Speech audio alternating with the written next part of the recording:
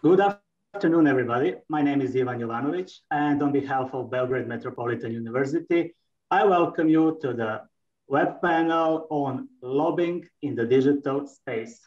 Thank you so much for smartly investing your time this Friday afternoon with us.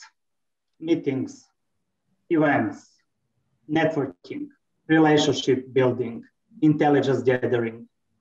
They are all increasingly moving online due to the pandemic, which has skyrocketed the digitalization. So that is our topic for today. We have an amazing panel with even more amazing panelists, 4 European experts from Rome, Brussels, The Hague, and Belgrade. So please allow me to introduce you Alberto Bitonti, professor of politics at IES abroad Rome, Italy, and Università della Svizzera Italiana in Switzerland. Good afternoon, Professor Bitonti. Happy to have you here today with us. Ms. Isabelle De Vinck, managing partner at Political Intelligence in Belgium and chairwoman of IPACA. Bert Fraussen, professor at Leiden University in Netherlands. Good afternoon, Professor Fraussen. And Ana Bovan, professor at Belgrade Metropolitan University and president of Central European Development Forum. Hello, Ivan. Good afternoon, Professor. We'll be talking about the most important changes that happened during pandemic regarding the digital lobbying. We'll be also talking about the crucial challenges and knowledge gaps in the sphere of digital lobbying. And we'll be also talking about new tactics and strategies. The goal is to better understand the new reality and to help foster new influencing skills for all credible causes. Before we dive into the discussion, please allow me just to set a few housekeeping rules. We'll kick off with 3 rounds of questions. And after that, we will open up the floor for your questions. So please feel free to type your questions in the chat box during the discussion. And at the end, during Q&A session, we will try to answer most of them. Sounds good? Great, so let's get started. Professor Bitonti, let's start with you. Besides being a professor of communications and politics, you're also an editor-in-chief of Belgrade Encyclopedia of Interest Groups, Public Affairs, and Lobbying. So, from your perspective, what are the biggest changes that digital lobbying went through due to the pandemic? Well, I think this might surprise you, actually, but I think that the pandemic has changed the scenario, of course, but much less than one could expect. Because most of the changes take place actually because of the digital revolution that was already happening.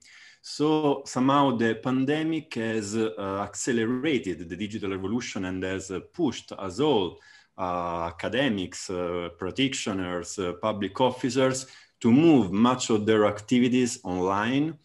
But much of these activities was already moving very slowly, and this has, is speeding up because of the pandemic.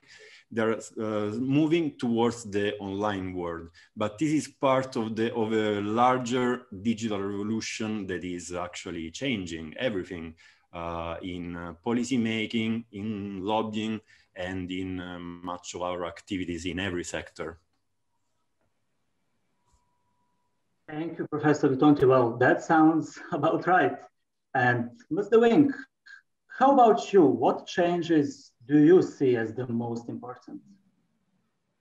Well, it's difficult to come after Alberto because I fully agree with you, Alberto. For me, that it's not per se really a change. If you talk only about digital public affairs, it's an acceleration of an evolution that already was there. Now, it's still interesting that to see that with this acceleration, what we see is that some people become even more accessible because they don't have time to spend going to events, networking outside. So they are always behind the screens. And then some people who were difficult to reach are even more difficult to reach. So I would say that the level of adoption shows also the way people act in general, maybe exacerbated certain aspects. It's interesting to add, and I'll come back to that. We did a little survey, and we already have preliminary results with petak. That it also shows the limits of the digital system and the digital public affairs happening, because what we see is, of course, without surprise, a huge fatigue, screen fatigue. People don't want to have webinars anymore. I'm sorry, today what we are doing, but we would like to avoid having that. We actually try to limit the screen time. And we see that, you know, going digital is possible, but has its limits anyhow. So that is a bit I would say the finding, and then the change is, for me, as you say, an acceleration of something that already existed. Oh, okay, thank you very much.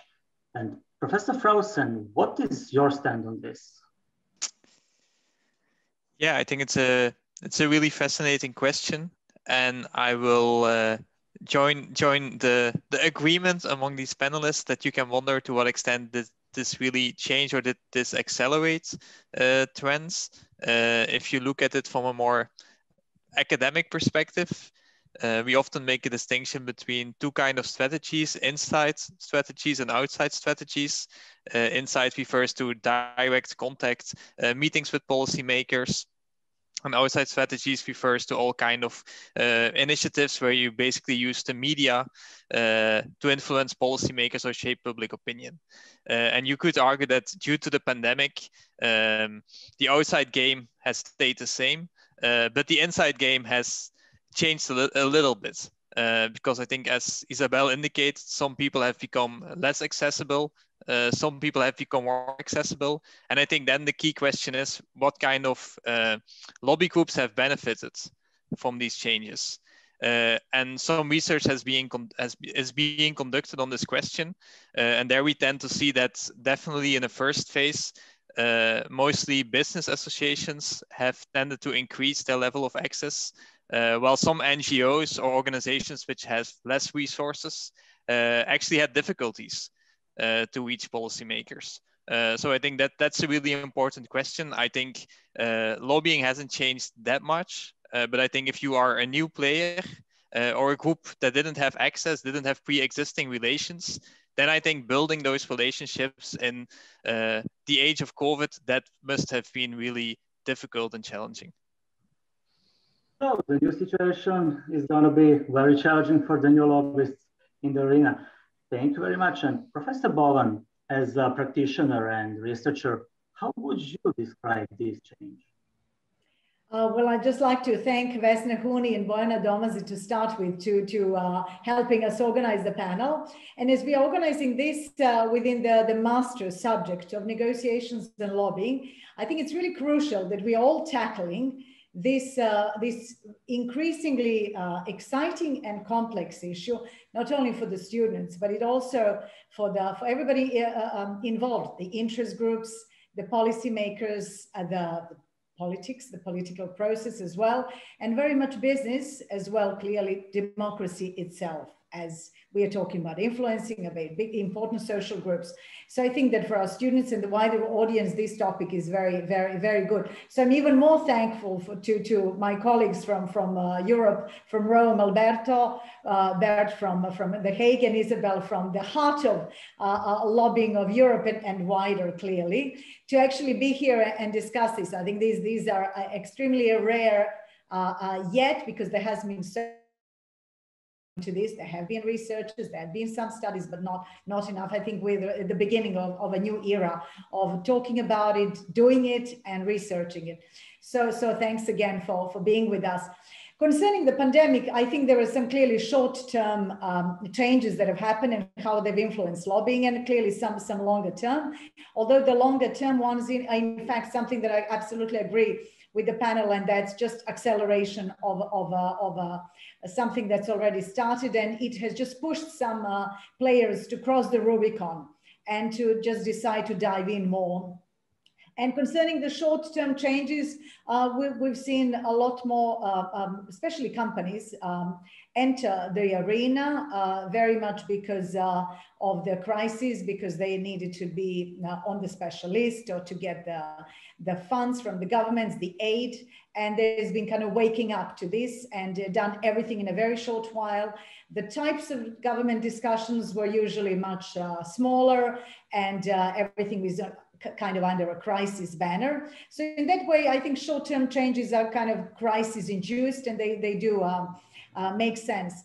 But the long-term ones, I think they're definitely just a continuation and even acceleration of the digitalization revolution, as all of my colleagues have also stated. Thank you very much, Professor Bovan. So digitalization, something that we should all think about. Yeah, that is the necessity. Today, a successful lobbyist must know how to use new digital tools in order to influence the policymakers and to interest the public. Ms. De Vinck, as a chairwoman of IPACA, you work with consultancies. So from your wide experience, what do you see as the main knowledge gaps and challenges in practice? Do you mean with the use of digital tools? Digital lobbying in general. I think there is, we see a lot of challenge on actually using any digital tool, and going digital is everything to do with privacy and GDPR compliance, which tend to be quite a challenge because, you know, you're in contact with people, you use data. How do you store it? How do you use it? Then there is the other thing that's also challenging, I think, is where do you put the limit between your private life, you know, because all the youngsters, they use so many different platforms, they're everywhere, they have opinions, and that's fine. But then, you know, you have this blur in between private life and work, and you want to talk in your private social happening about what's happening during the day, but doing public affairs, we see that, of course, there is a line there, but it's a bit gray. So that for me are two big challenges: everything to do with privacy and everything to do between private and work, and where does it stop? So that's things that I feel we need to dig further into and understand how to approach that.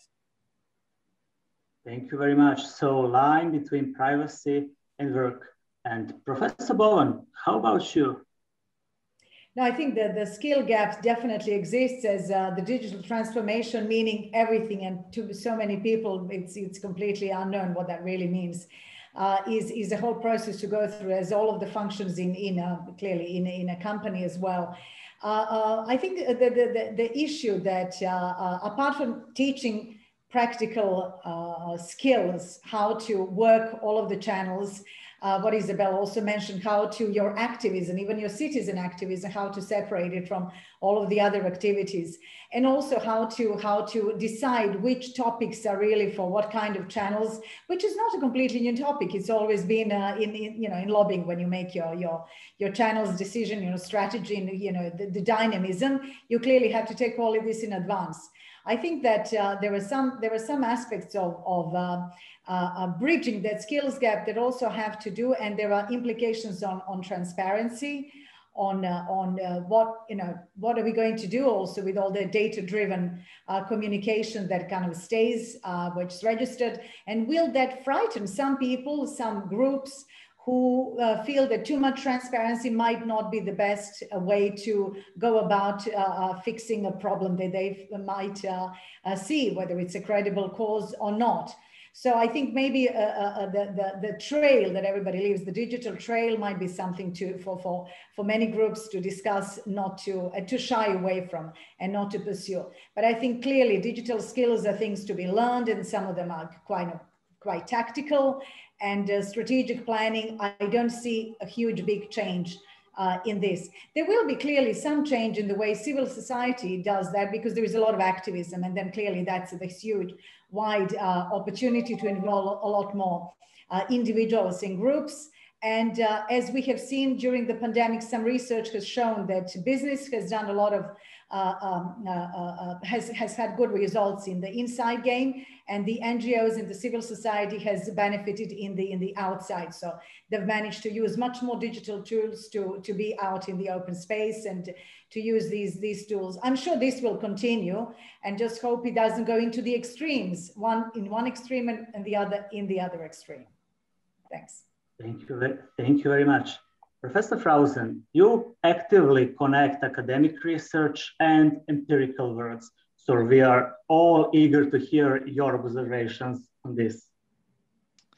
Yes, thank you, Ivan.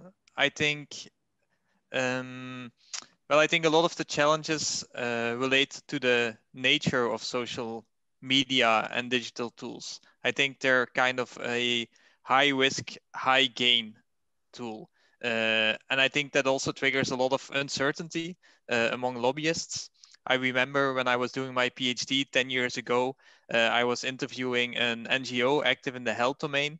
And I asked them, like, to what extent do you use Twitter? How does it fit in your overall strategy? And basically the answer was, well, we see it's becoming increasingly important. Policymakers and journalists are paying attention to this. But we're also not really sure how should we precisely use this, and we also want to be cautious because you never know what happens on social media. Maybe you send 9 tweets and nobody responds, and then the 10th tweet goes viral. And I think that's part of the uncertainty, that's why some groups are still hesitant, because as a lobbyist, you want to control your message as much as possible, which is very difficult or even impossible on social media. I think another key challenge or opportunity is that it does allow you to track your messages and also the audience that you reach. Some time ago, I conducted a study together with Darren Halpin and Rob Eklund, where we followed about 400 Australian advocacy groups 1 year on Twitter. So we collected all their tweets and examined to what extent are they being retweeted, or do they get replies from journalists, policymakers, other groups. And then we could see, we know these groups want to speak to all these audiences, but that the interaction between advocacy groups and policymakers or journalists is actually quite limited.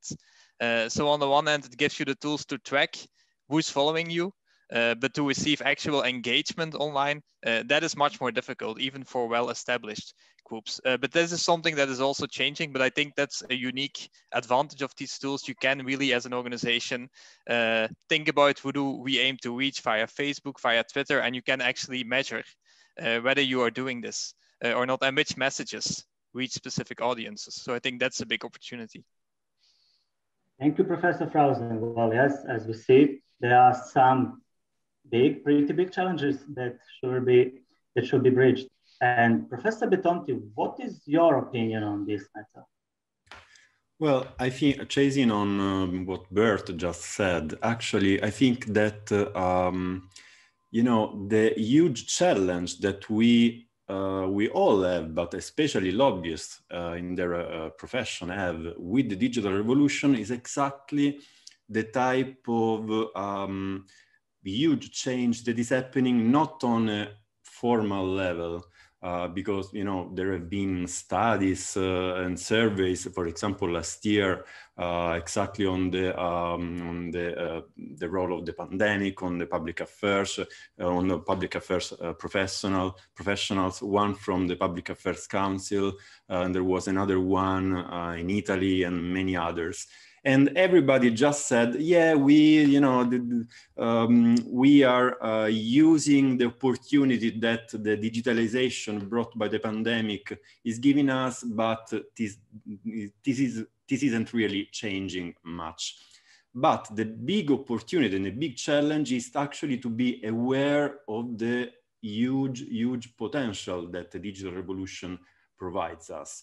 And this has exactly to do with what Bert was saying. Think of the datafication, that is actually changing the world. Actually, most of our world is getting to the digital world. It means that we can have data on what is happening, so that it's not only about social media, you know, because I tell this especially to the master students, which might, you know, imagine the type of activities that as public affairs professionals they might be engaging in. It's not only about checking on Facebook or Twitter or Instagram to see what policymakers say or think about issues, even if it's very precious. So precious because all these messages can give you weak signals or even weak messages about an idea of a bill that is yet to come,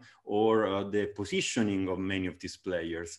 But the real strategic you know, opportunity that we have, and the gap, I think, is in the lack of understanding of this crucial point, is the, let's say, the engineering of all this data, the use of all this data, being able to exploit, to take advantage of datafication in order to make strategic decisions about, for example, whom to lobby, how, when, in what occasions, with what messages. Because when you are able to collect all this data and manage them wisely, and so, you know, researchers such as Bert or myself, we will be the happiest people in the world, because we have lots of data, and we have the opposite problem as in the past. In the past, there was lack of data, especially on lobbying. Nowadays, we might end up with much data in the digital realm, but it's not only about social media, it's about everything that happens digitally. And so also with digital processes, also think about all the, according to the regulations, no, that we have, the lobbying regulations in some landscape, in some policy environments, we might analyze, and also lobbyists might analyze all the tracks of meetings or money spent, what your competitors are doing. So there are many, and the transparency register, Isabelle might, of course, tell us about it. The transparency register of the European Union is a great example from this point of view, not only in terms of people who are registered there, but also of their activities. So there is a huge potential that needs to be understood. Thank you, Professor. Wow, such a new outlook at this exciting topic. Very interesting, both for practice as well as for research purposes. Now we are on our third round. So, Professor Fraussen, you regularly provide workshops and masterclass to advocacy groups and public affairs and lobbying professionals. So, what would you say are the three most important new strategies and tactics that should be learned for the new online lobbying arena? That's a really difficult question to pick out 3 points, but I will do my best. I think one thing that I think my first point might be that if we think about digital tools, we often talk about them from a communication perspective. And I would like to emphasize that public affairs and lobbying is, of course, much more than communication and visible communication. In a sense, communication is the tip of the iceberg. On many issues, lobbyists might not even communicate at all. And I also believe that this communication should be linked to the mission of your organization and what your members find important. So I think it's important to look at these tools also from an organizational perspective, and not only as a question of communication. I think maybe my second, it's more a point of attention that I see. We talked about how groups use tools to engage with policymakers. I think that during the pandemic, many lobby groups have also stepped up their digital game to interact with their members. If you think about business associations, companies were looking for information. The same applies to NGOs where members were maybe concerned about privacy issues or the lack of attention for other important policy issues like sustainability, the environment. And I think these tools also provide associations new opportunities to engage with members. but it also implies that members can more easily communicate when they're not happy with the positions of a lobby group, because your members might also be on Facebook or on Twitter. So if you put out a statement and some of your members might not agree, they might put out a public statement, and this will be visible to basically everyone who follows your organization. So I think that's a very big challenge to organizations who want to use these tools to engage members. And of course, you want them to like your message, to share your tweet, but the opposite could also happen. And then it's out in the public. Well, in the past, you might also have these discussions, but then it would be at a meeting or at a conference, and it would be among members. So that's a very different setting. And then finally, I think for me, one of the key currency of lobbying, the key, or one of the key mechanisms really is trust. Trust between a lobbyist and a policymaker. And I believe now with all these tools, there is an increasing tendency for organizations to focus on visibility. Basically, every organization or lobbyist I meet is convinced that they should be visible on social media, that they need to think about their public image. And I agree that it's really important. But in the end, I think visibility is not the only way to build trust. I'm sure that many organizations whom we've never heard of, who have very good relations with policymakers and public officials, because they have been working with them for many years, and they often provide reliable input, and they are seen as a trustworthy partner. So I think we should not overemphasize visibility as the ultimate goal of a public affairs strategy. Thank you, very useful. And Professor Bitonti, what would you say are new lobbying strategies and tactics that should be in focus? I would say being able to read the reality. Okay, I take it from the very general point.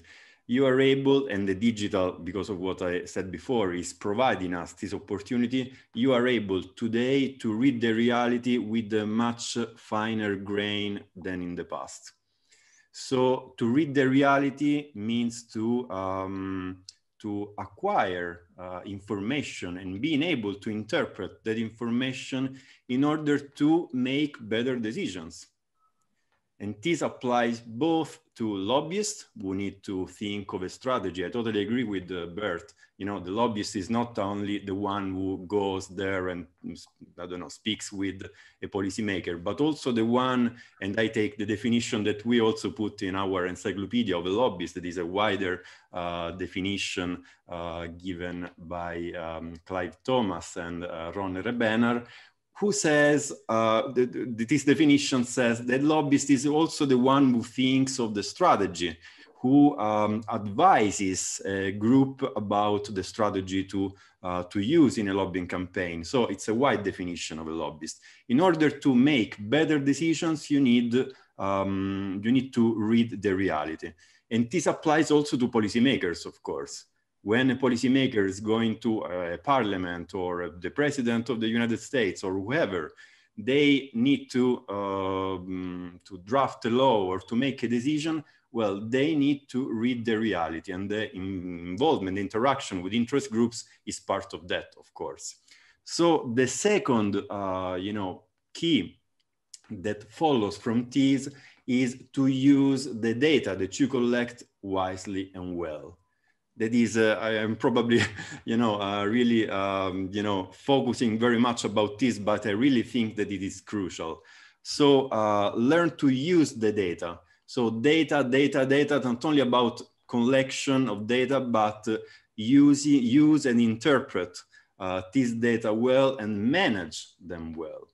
Because very often, this is a problem also for policymakers, because many lobbyists and most lobbyists and most policymakers use emails as sources. So one of the most commonly used sources for information, for example, about who is going to be your potential ally or who your competitors are, might come from emails or chat groups with colleagues. This type of sources that are somehow not structured.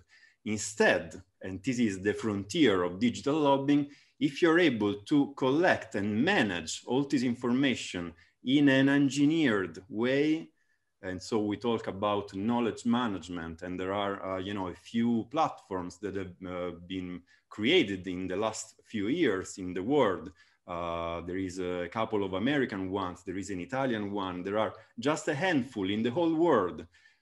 Platforms that help lobbyists to manage all this information, coming from the monitoring of policymakers, coming from all the process that leads you as a lobbyist to create a strategy, and also to manage all the information on the meetings and on the reactions that you have from policymakers. So data, data, data, and data science. So probably many lobbying firms will want to, will be needing to hire a data scientist in the next few years, because a data scientist might help lobbyists in their job. And the third point is that, you know, the digital is not a tool, is not an instrument. There is a very interesting book published in, actually, nearly 10 years ago by Evgeny Morozov that is called The Folly of Technological Solutionism. Click here to save everything. That was the, I remember the cover. Click here to save everything, the folly of technological solutionism. Very often when one speaks about digital, one thinks that it's about tools. So, okay, I'll buy this software and this will solve all my problems. No. Digital is more, it's much more a method than a tool. So I tell it also to our future lobbyists who are in the audience, do not think that technology is the solution. Technology is always the means to achieve some goals, but the goals are analogic, and the goals have to do with influence and with knowledge of the reality. Thank you, Professor. As you said, data, data, data. And a good reminder for me also, click here to save everything, because I'm recording this webinar, so thank you very much. Ms. De Vinck, which 3 strategies and tactics do you suggest? First, to unmute when you have a talking moment. So there I am.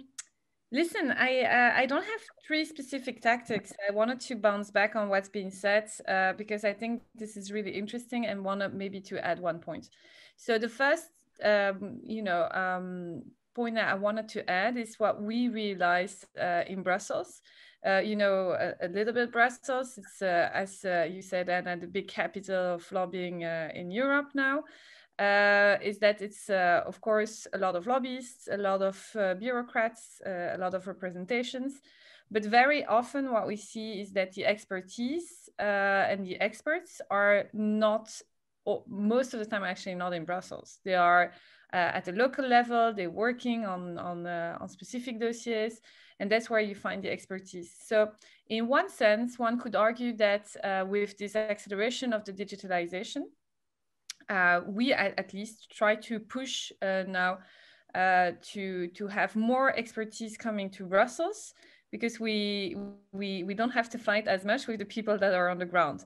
And also, the decision makers adopted the digital tools. So there is a democratization of people that maybe don't have the means to come to Brussels, but now with a simple Teams or Zoom meeting, they can access to their decision makers. So I think in that sense, you could say that there is maybe a trend of democratization for technical expertise or local realities. So that was maybe one of the first things that we saw.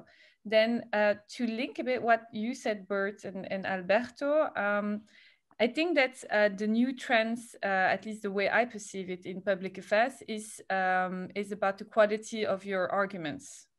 And of course, first, you need to have visibility. So I do agree, it's not only that, but you need to have visibility in order to sparkle the interest of the person to see you and to listen to you. And that is a bit more difficult now with the Corona measures, because it's, you cannot build the informal aspect. You cannot, meet the person, have the little chit chat before and after. So for the newcomers, I guess it's more difficult to enter the market. And it's true that with a bit of visibility, you can sparkle the interest of people to listen to you. So visibility is important, but I follow you. It's definitely not the most important. For me, it's the quality of the argument. And for that, then linking to you, Alberto, the quality, there is so much data, and the fact that you can read the data, that you can use the data, is actually key to having a strong argument. So the more data we have, the more we can come up with interesting arguments and messages, of course. And that links back then to the last point. Well, if you torture data long enough, it will always confess. So that's where, in the end, public affairs is about building trust. So for me, right now, it's very difficult under the digital, and that's where you see the limitation of the digital, is you cannot build the trust with somebody just with data, just with visibility. You need to meet the people. So data is there, the digital is there, and it's great.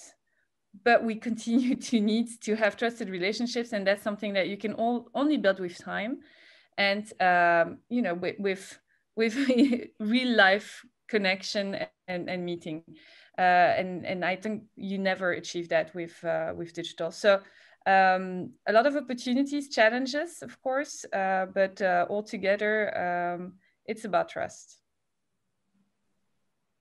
Thank you very much. Yes, it's about trust.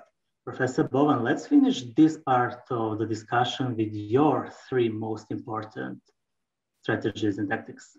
So in the end, it's going to be at least 12 most important strategies. And the colleagues have gone through really the absolutely fundamental issues.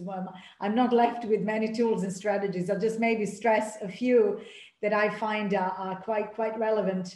I think that planning lobbying activities should be much more intertwined with risk preparedness strategies of companies and associations as well. Because clearly there have been in the past 10, 15 years some risks and extreme events. And I think that should somehow be, not somehow, but in a planned and systematic way included in the crisis and risk analysis and plans of entities, organizations, institutions, just like all of the other regular things that you might expect might have, not incidents, but really big important crises, so that people can move forward. So that intertwining it with the strategy of the company a lot more than maybe before, but you know, we'll move if there is a need, if there is a regulation that will touch us, then we'll do something. No, this should be constantly intertwined. So I think that's kind of on a higher strategy level, that lobbying and public affairs, even where they have not been really planned, should be definitely.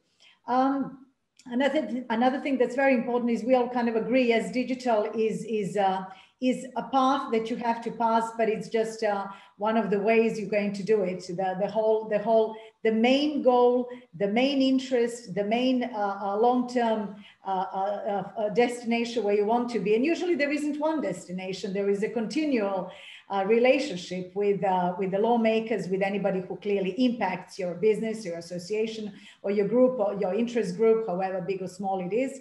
It is definitely something that I think is worth strategizing, in the sense that there is already a planned combination of both online and offline channels and communications, that it's equally well planned. As Isabelle said, and clearly Bert, you as well, and Alberto, we will never be rid of online, offline, in fact, personal direct communication. That's something that we cannot completely put aside, and it will always stay, because that's how, while we have not handed over the planet to the robots, this is human beings, and this is how we communicate. And trust is also clearly very often built also through personal context and credibility and everything else that goes with that. So clearly, to actively plan a very involved online and offline strategies in parallel, and to be ready for, who knows, maybe another extreme situation or a pandemic. And we have been taught by now by epidemiologists that, you know, this is not the black swan. We should have known. This is not such a huge shock to anybody. So maybe there will be others and other shocks, and for many other reasons, including efficiency and speed. Rather than traveling somewhere, maybe there will be definitely more digitalized events, but they have to be combined with online, but put in a plan and really thought about it. And also, as Bert, you stressed out, but clearly we all agree, communication is not everything. It's kind of the visible thing, but visible only outside. And you know, all the ones who do lobbying, you know, there is so much visible inside as well, in the sense of preparation, setting out the strategy, as it was also mentioned. It all depends how you clearly define it. For regulation purposes, definition is absolutely crucial for laws. And for many other reasons, clearly definition can be you know, wider or narrow. I'm just, you know, writing a monography on that, so I'm kind of deep into the definitions. And it was interesting to hear you, Alberto, mention that one of the most downloaded topics of the encyclopedia, in which you were a crucial part of, is in fact digital lobbying. So obviously there is a big interest for that. So I think that apart from that, clearly to learn the language of all of these new omni-channels is also very important. And this will be done by the ones who communicate, but also should be strategized. I mean, it's different the way you speak on Twitter and the way you speak on YouTube and the way you speak on any other channel. There are such different channels, and it's quite important. And they can clearly, as also Bert mentioned, they can bounce back, and you wake up and, you know, you're in a new world of you know, the way your message landed, and, you know, what happens sometimes is just like a random thing, and, you know, it could be luck. So the more we kind of plan the outcomes, it will require more complex knowledge and more complex understanding of the effect of all of these channels and how they're perceived. So clearly, apart from big data analysis and people who can actually do that and work with data, we will also need people who will understand behavioral scientific part of, you know, how we perceive this. You know, can we target a politician who is in a pandemic, who is in lockdown, who is sitting at home in his tracksuit? You know, is that a different way of reading a tweet or 1,000 tweets than when you do it in an office with your staff, and then you're going through this on a, you know, big screen and so on? I'm not sure. I think this is something that we should definitely look into. So there is also a bit of psychology and also behavioral sciences. So there are definitely things to learn and incorporate some new things, but clearly relations with people, I think, are still the most important, and we should definitely stick to them as well in all of our strategies. Thank you very much, Professor Bovan.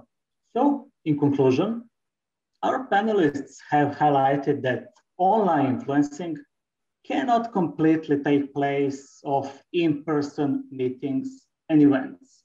Still, using digital tools for lobbying can be challenging, but also rewarding if done properly. Data-driven comms and online advocacy campaigns are slowly becoming the new standard. And last, but definitely not least, each professional must learn new strategies in order to make an influence in the new digital arena. Now, I'm glad to open up the floor for the questions. Ms. De Vinck, Alexandra has one interesting question for you. She would like to know, have EPACA members demanded more training in digital lobbying? Yeah, that's a very good question. Did they demand? Well, we had a question about transparency.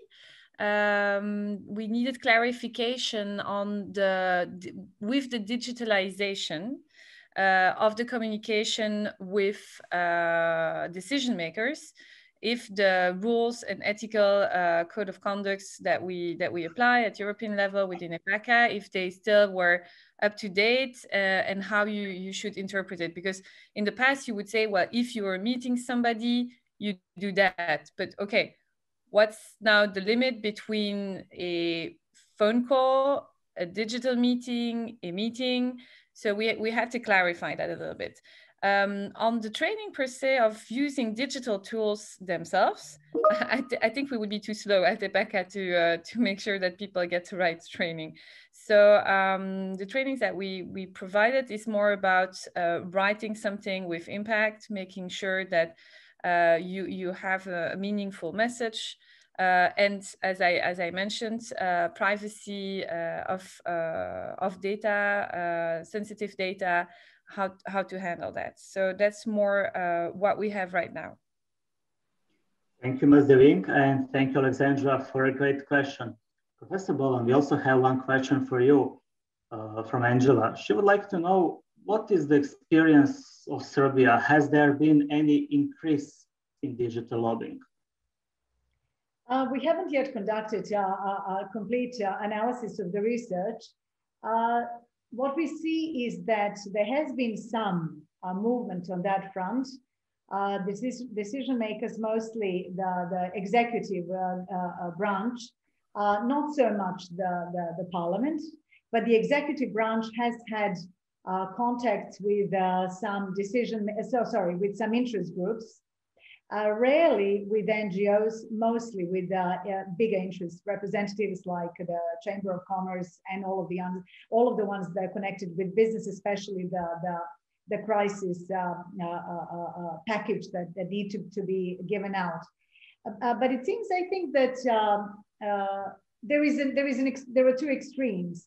The ones that have already gone very much digital, and there have been certain parts of the government that have gone completely digital. They're in that sense very efficient, very advanced, and there is a huge push by the Prime Minister's office to go digital for the past few years. In fact, I think I can maybe use this platform to say, thanks, we've all been vaccinated so fast. Not all, but it's been a really huge success, the vaccination in Serbia, in part due to this fast digitalization in the past few years. But those corners that have not been touched so much by the digitalization, mostly because they're conservative and going slower, not much has happened. There've been some ministries. They've only had, like in the first 2 or 3 months, maybe 1 or 2 virtual meetings, which are with the outside stakeholders. Some inside, not very many, and only a few with the outside. So that was a huge shock for some of the ones that haven't gone digital. Clearly, things have changed now. A lot of people are, out in the open. Serbia hasn't had such a difficult situation, and there's been a lot of going back to the office and months of real, active work with some measures. So that was the big push for digitalization and lobbying in the digital, shall we say, surrounding in the first few months. But after that, it kind of almost went back to normal. So I think the resources that we are kind of gathering now to understand will take a few more months, but I think there's been a little push, not very much. Thank you, Professor Bovan. We have time for 1 or 2 more questions. So Sebastian would like to know, he says, hoping that Corona will be gone one day, which challenges will be here to stay? Yeah. So who would like to take this one? Professor Fraussen, maybe you? Well, that's a tricky one because we first would need to agree on the changes that are actually happening at this point. And then all of us seem to be a bit more skeptical about that, whether there really are fundamental changes. I think one thing that will be interesting to see is to what extent we keep using online meetings. Because I agree it can level the playing field. It's more easy to have a debate with people across the world, basically. And also as a policymaker, you could use that to involve people from different backgrounds. If you think about EU lobbying, it might decrease the need to be in Brussels. And if we think that lobbying is much more about providing good evidence and the quality of your argument, as Isabelle indicated, that this is actually a great tool. At the same time, I think all of us emphasize the personal aspect of lobbying, and I think networking, meeting people, building trust is also still essential. So if that's really key, that would mean that all these online meetings will soon disappear, and that we actually go back to meeting in person, even if that means that some people who are now included in the conversation might be excluded again. So that's more something that I am curious about. How will this evolve? To what extent will we keep using these tools, which I think have some big advantages to open up the playing field, or will we go back to normal? I think that will say a lot about how lobbying and how policymakers look at this process. So that's more a research question than an answer to the question, but the question triggered this idea in my mind. Thank you very much, Professor Fraussen. Mr. Moderator, for the changes that are here to stay. I think with transparency, maybe there will be clearly sometimes due to efficiency reasons for time and travel and all of these. That's quite relevant, clearly, for the budgets and time constraints. That there will be demands for web meetings that will in fact push to the forefront more the transparency issue. And I coming from the region that we find transparency to be clearly a huge goal to aspire to. And we've just had a lobbying law enacted about 1.5 to 2 years ago. And we're still learning, how to comply completely, what, are the effects, and, how to use it as a good tool for improving the democracy. I think that just asking for a meeting to be held online would also show that, really willing to be transparent and willing to put it all out and to be able to. So I think that might be almost like a pre-test of all the stakeholders. Would you like to attend a web meeting, or, would you like to have a series of meetings that are one-on-one?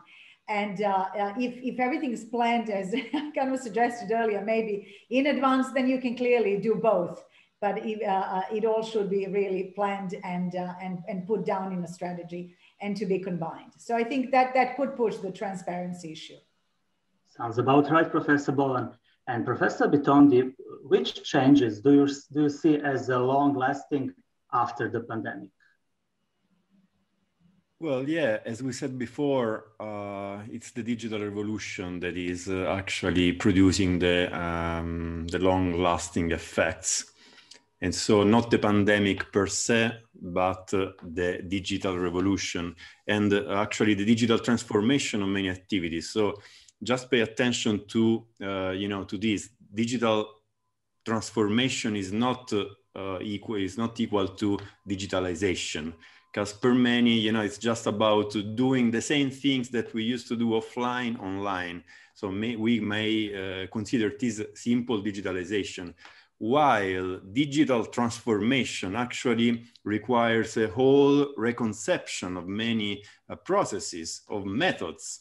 So what we said before, method, the word method comes from the Greek, that is the path, the way that we, go to reach some ends. And so if the end is being influential in the policy process, or establishing trust relationships with policymakers, well, we can take advantage of all the opportunities that the digital transformation provides us.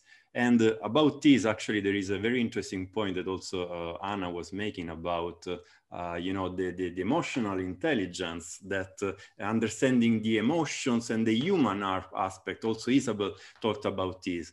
So an interesting part is that the digital tracking of many offline processes might happen in the digital realm. So even if it's not online, but we might use digital tools also to track emotional intelligence. I give you an example. For example, just to use a quick rating system. So with the emojis, with a smile or a serious one or an angry emoji, just to rate how a meeting went between you as a lobbyist and the policymaker. And so all these type of information, even information concerning emotional aspects, might be used and managed from a scientific point of view in data management. And so, the job of a lobbyist is wonderful because it's always a combination of art and science. So the art more about the human part, and science about data and knowledge, and you know, managing everything in like an engineer. And probably the digital innovation is pushing up the science part, the scientific part, but the artistic part will always be crucial, nevertheless. Thank you, Professor. So, digital transformation and emotional intelligence, something to think about. Thank you, Sebastian, for your question. You see a unique opportunity to get 3 great answers. Now, let's wrap it up for today with our last question, which is for Ms. De Vinck.